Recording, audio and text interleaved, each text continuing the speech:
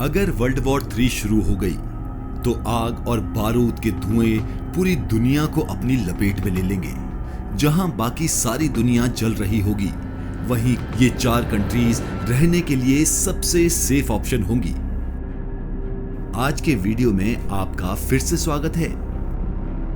सबसे पहले आता है Switzerland. Switzerland France, Germany, Italy और ऑस्ट्रेलिया से घिरा हुआ एक छोटा सा लैंडलॉक कंट्री है।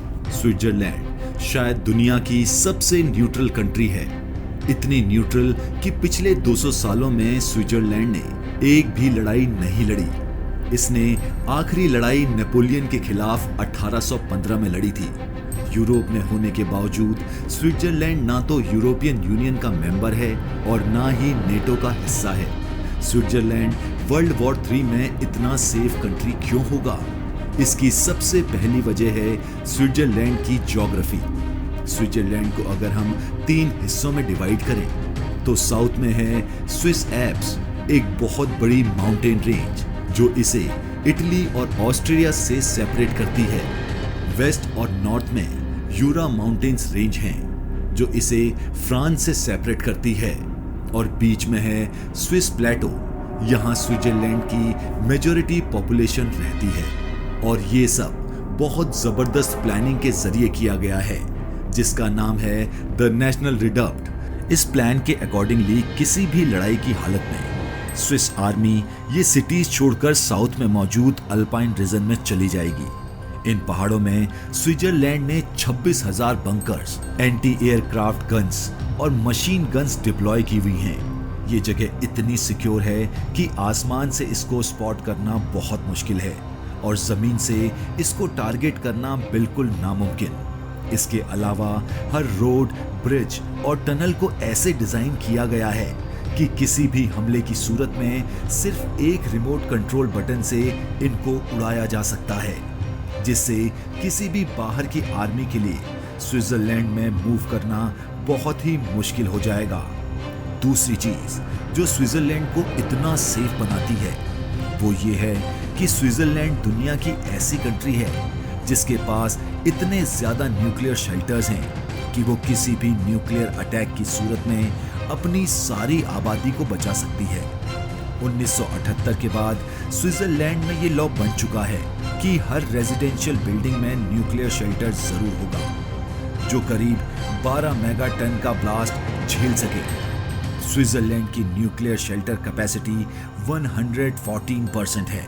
मतलब सिर्फ अपने ही नहीं बल्कि बाहर से 14% लोग भी आ जाएं तो ये शेल्टर उनको भी एकोमोडेट कर सकते हैं कि न्यूक्लियर वॉर भी स्विट्जरलैंड को जीत नहीं सकती। और इसीलिए किसी ने कहा था कि अगर दुनिया में न्यूक्लियर वॉर हुई तो सिर्फ 3 चीजें बचेंगी: कुछ कंट्रीज के प्रेसिडेंट, कॉकरोचेस और 86 लाख की स्विस आबादी। दूसरे नंबर पर आता है फिजी। साउथ पैसिफिक ओशियन में ऑस्ट्रेलिया से करीब 1700 मील दूर ये है पैसिफिक ओशियन का सबसे डेवलप्ड आइलैंड। सुंदर बीचेस और सी फूड से मालामाल। फिजी में स्ट्रेटेजिकली इंपॉर्टेंट रिसोर्सेज बिल्कुल नहीं हैं जिससे ये दुनिया की सुपर पावर की नजर में आए।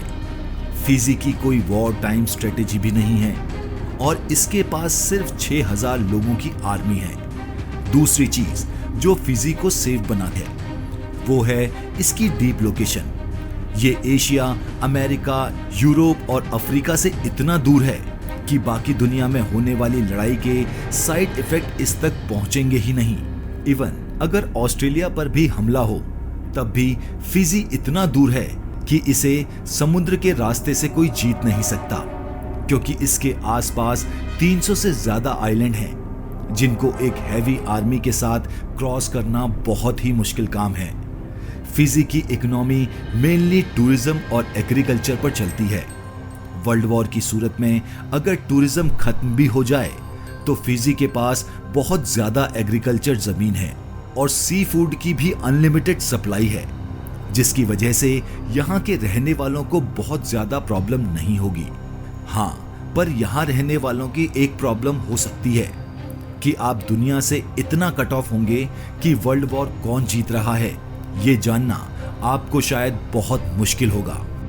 तीसरा है न्यूजीलैंड। न्यूजीलैंड की पीसफुल फॉरेन पॉलिसी भी ये गारंटी करती है कि वो किसी भी वर्ल्ड वॉर का हिस्सा ना बने, और लेटेस्ट इंटरनेशनल जियोपॉलिटिक्स में कोई बहुत ज्यादा स्ट्रेटेजी की इंपॉर्टेंस ना होने की वजह से भी न्यूजीलैंड दुनिया की बाकी कंट्रीज के लिए कोई ऐसा प्राइज भी नहीं जिसको पाने के लिए वो इतनी ज्यादा प्रॉब्लम उठा के इस पर अटैक करें।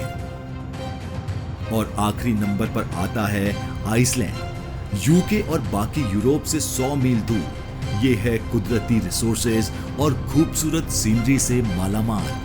अटलांटिक ओशियन का दूसरा सबसे बड़ा आइलैंड, जो इसे किसी भी लड़ाई की सूरत में एक बहुत सेफ कंट्री बनाती है। सबसे पहले तो इसकी लोकेशन है।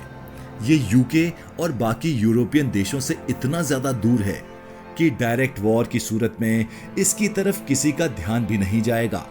और दूसरा, आइसलैंड के पास इतनी ज्यादा रिन्यूएबल एनर्जी सोर्सेज हैं कि ये अपनी 100% एनर्जी खुद ही जनरेट करता है।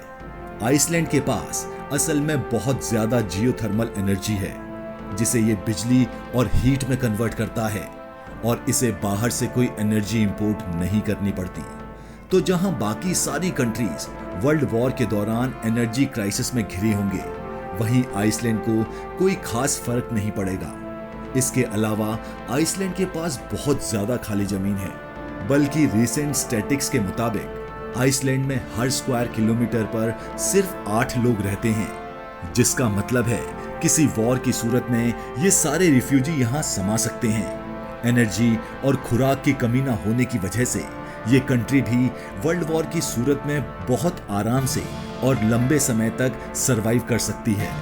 अब आखिर में हम उम्मीद तो यही करते हैं कि दुनिया एक बार फिर वर्ल्ड वॉर वाली गलती ना दोहराए, जिसमें करोड़ों लोग जान से हाथ धो बैठे, इकोनॉमियां बर्बाद हो गई और बदले में कुछ मिला भी नहीं। मगर मौजूदा हालात किसी और तरफ ही इशारा कर रहे हैं, और जैसे कि वर्ल्ड वॉर में हुआ था, उसको देखते हुए तो यही कहा जा सकता है कि और it takes one bullet to start a world war. अगर आपको ये वीडियो अच्छी लगी तो लाइक और सब्सक्राइब जरूर करें।